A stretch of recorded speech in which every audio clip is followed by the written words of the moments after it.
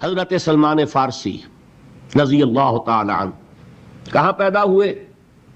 ایران میں، فارسی ہے۔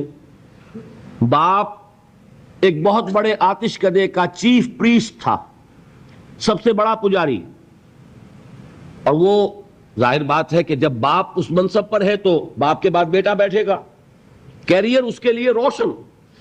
لیکن ان کو یہ خیال آیا کہ یہ عجیب بات ہے، آگ ہم خود جلاتے ہیں، ایندھن نہ ڈالیں تو جلتی نہیں، ہم ایندھن ڈالیں تو جاری رہے گی، اور پھر اسی کے آگے ہاتھ جوڑ کر کھڑے ہو جائیں، اسی سے ہم دعائیں کریں، اسی سے ہم مانگنے لگے۔ یہ تو بڑی بے وقوفی کی حرکت ہے، میں اس کو کرنے کے لیے تیار نہیں۔ آپ کو معلوم ہے، he left his house, he left his country، گھر چھوڑا، ملک چھوڑا۔ کہاں گئے؟ شام۔ شام میں عیسائی راہبوں کے پاس، جیسے گوتم بدھ نے ایک ایک رشی اور ایک ایک منی کی خدمتیں کی ہیں، جوتیاں سیدھی کی ہیں علم حاصل کرنے کے لیے، یہ سلمان فارس کا رہنے والا ایک ایک عیسائی پادری کے پاس، ایک ایک عیسائی راہب کے پاس جا رہا ہے۔ مجھے بتاؤ حقیقت کیا ہے؟ ایک سے کچھ حاصل کیا، دوسرے کے پاس گئے۔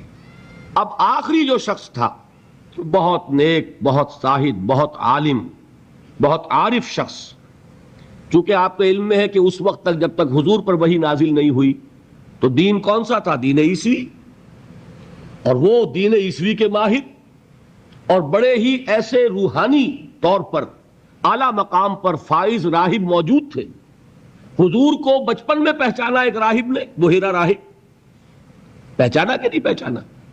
اسی طرح کا یہ راہب تھا کوئی شخص۔ جب اس کی موت کا وقت آیا، حضرت سلمان فارسی پوچھتے ہیں کہ اب آپ مجھے کس کے حوالے کر رہے ہیں؟ میری تو وہ علم کی پیاس ابھی بجھی نہیں۔ وہ شخص کہتا ہے میرا علم یہ مجھے بتا رہا ہے کہ نبی آخر الزمان کے ظہور کا وقت اب قریب ہے۔ تمہارے اندر جو یہ پیاس ہے علم کی، یہ تو انہی کے دامن میں پہنچ کر اس کو سیری حاصل ہوگی، اور میرا علم مجھے بتاتا ہے کہ جنوب کی طرف کھجوروں کی سرزمین میں ان کا ظہور ہوگا، لہذا قسمت یاوری کرے گی، بسم اللہ کرو، ادھر کا رخ کرو۔ ادھر اس راہب کی آنکھیں بند ہوئیں، ادھر انہوں نے سفر شروع کیا عرب کا، ایک قافلے کے ساتھ شریک ہو گئے۔ قافلے پر ڈاکوؤں کا حملہ ہوا، گرفتار کر لیے گئے۔ گرفتار کرنے کے کیا معنی؟ غلام بنا لیے گئے، غلام بنا کر بیچ دیے گئے۔ لیکن خریدار کون تھا؟ مدینے کا ایک یہودی۔ یہ ہے طلب صادق، کشاں کشاں، چاہے غلام کی حیثیت سے جا رہے ہیں مدینے، قسمت جو ہے یاوری کر رہی ہے۔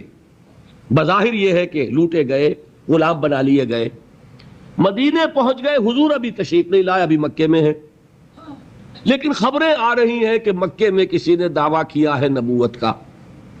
اب یہ منتظر ہیں، جا سکتے نہیں کہ غلام ہیں، آزاد تو ہے نہیں کہ اپنی مرضی سے موو کریں۔ میں یہ کہا کرتا ہوں، یہ سلمان وہ شخص ہے، فارس کا سلمان، جس کے بارے میں وہ بات 100% صحیح ہے کہ پیاسا کنویں کے پاس نہیں گیا، کنواں پیاسے کے پاس چل کر آیا، کہ محمد الرسول اللہ مدینے پہنچے ہیں صلی اللہ علیہ وسلم۔ اب انہیں خبر ملی، آ گئے وہ، لیکن یہ کہ بہرحال کیسے پہچانوں کہ جھوٹا ہے یا سچا نبی ہے؟ میرے لیے کیا پہچان ہے؟ راہب سے ایک سوال کیا تھا، اس نے کہا تھا دیکھو ایک پہچان میں تمہیں بتا دیتا ہوں، وہ صدقہ اور خیرات قبول نہیں کریں گے، ہدیہ قبول کریں گے۔ لہذا اب یہ چشم تصور ہی سے آپ دیکھیے کتنی منت سماجت کی ہوگی، اپنے اس یہودی آقا کی رخصت لی، ساتھ ہی کھجوریں کچھ حاصل کی، کھجوروں کو ٹوکری میں ڈالا، حضور کی خدمت میں پہنچ گئے۔ حضور نے سوال کیا کہ سلمان یہ کیا ہے؟ عرض کیا یہ صدقہ ہے، میں آپ کے لیے لایا ہوں۔ آپ نے فرمایا نہیں، صدقہ یہ غربا کا حق ہے، تقسیم کر دو، میں صدقہ نہیں لیتا۔ کچھ دنوں کا بیچ دے کر پھر وہی کام کیا، پھر کچھ کھجوریں لے کے حاضر ہوئے۔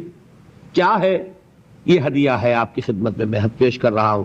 فرمایا ہاں ہدیہ میں قبول کرتا ہوں۔ فوراً ایمان لائے، قدموں میں گر گئے۔ اب آپ بتائیے کہاں سے کہاں سلمان پہنچا ہے؟ اگر وہ بھی اپنے معاشرے میں جو چیز مانی جا رہی تھی اس کو مان کر اپنی زندگی بتا دیتا تو کیا محمد الرسول اللہ صلی اللہ علیہ وسلم کے قدموں تک پہنچنا نصیب ہوتا؟